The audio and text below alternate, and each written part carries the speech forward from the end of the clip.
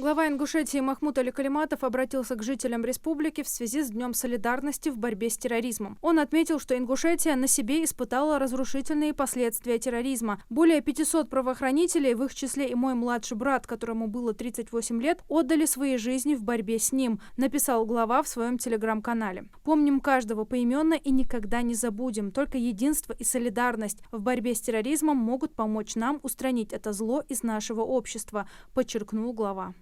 Сегодня мы проводим мероприятие, которое должно пополнять ту нетерпимость нашу, которая у нас должна у каждого человека быть проявлением терроризма, экстремизма, абсолютно ложное понимание веры, отношение к родственникам, отношение к людям призывают просто убивать людей.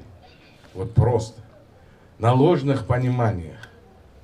Я хотел бы, чтобы мы каждый раз, вот у нас мероприятие проходит, и в таком для нас, с одной стороны, очень горестному месту, но все-таки и достойным нашим отцам и дедам. И сегодня хотел бы сказать вам, что идеология, которая сегодня продвигают якобы защитники нас с вами, нашей республики, якобы защитники.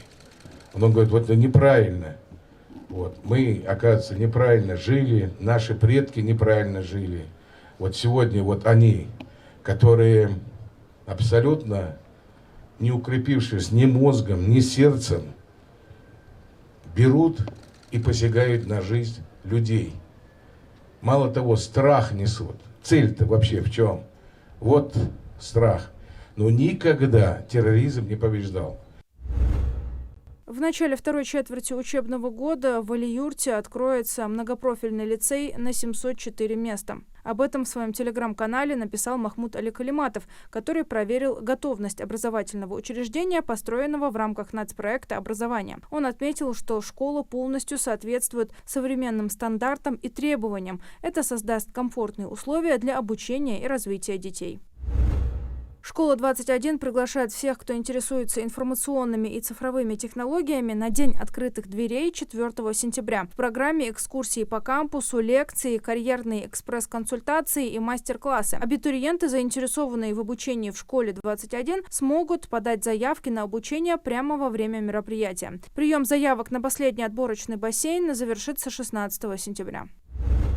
Минстрой и ЦБ обсуждают увеличение ответственности банков за выдачу бриджей и проектного финансирования застройщикам, сообщил замглавы Минстроя Никита Стасишин. По его словам, в текущей экономической ситуации следует более тщательно подходить к одобрению проектного финансирования, в том числе в части норм резервирования при кредитах на покупку земельных участков.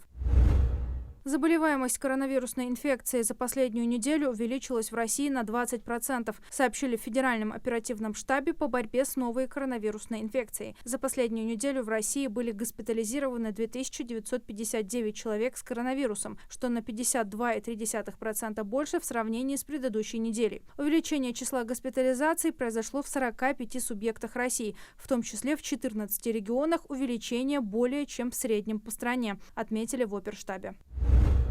Мошенники стали использовать дипфейки в уже известных схемах взломов аккаунтов, рассказал зампред правления Сбербанка Станислав Кузнецов. Дипфейк – технология синтеза изображений на основе искусственного интеллекта и нейросетей. С ее помощью можно изменить внешность и голос человека. Кузнецов уточнил, что через взломанный аккаунт от имени его владельца рассылают просьбы о финансовой помощи по списку контактов. А чтобы убедить адресатов, могут использоваться голосовые сообщения с имитацией голоса отправителя, так как во взломанном аккаунте можно найти достаточно информации для создания аудиофейка.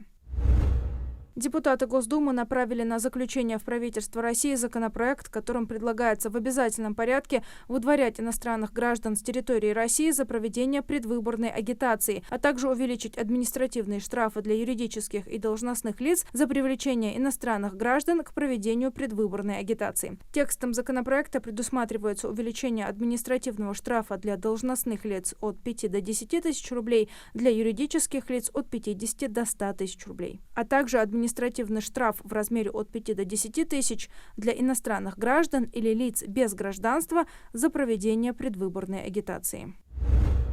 В новой редакции КоАП пропишут наказание за нарушение авиакомпаниями правил перевозки пассажиров в ручной клади и багажа. Соответствующая статья появится в своде законов, говорится в ответе сенатору Айрату Гибаддинову от Министерства транспорта России. Гибаддинов отметил, что внедрение компаниями-перевозчиками спорных ограничений по провозу ручной клади зачастую становится предметом дискуссий в обществе. По его словам, это происходит из-за того, что в настоящее время в российском законодательстве отсутствует ответственность перевозчика за нарушение прав пассажиров в этой сфере.